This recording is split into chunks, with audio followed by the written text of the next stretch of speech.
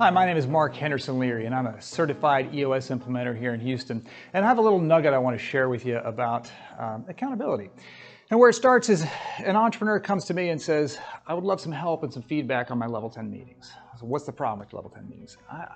We're getting all these to-dos, and an individual in particular is getting all these to-dos accumulated, and we come back to the next level 10 meeting, and the majority of those to-dos are not done.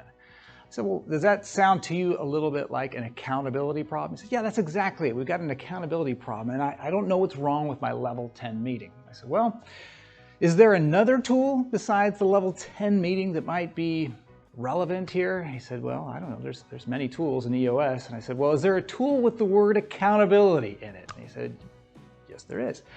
When was the last time you really dug in and made sure that accountability chart made sense and that the individual knew what their seat was?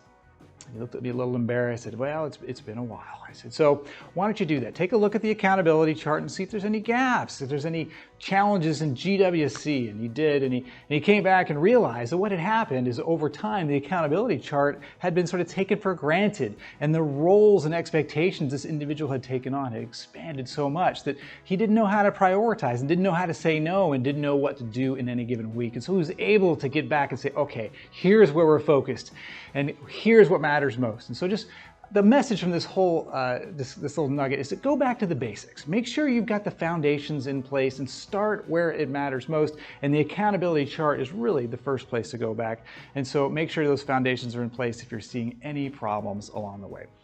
I hope this was helpful. We'll see you next time. My name is Mark.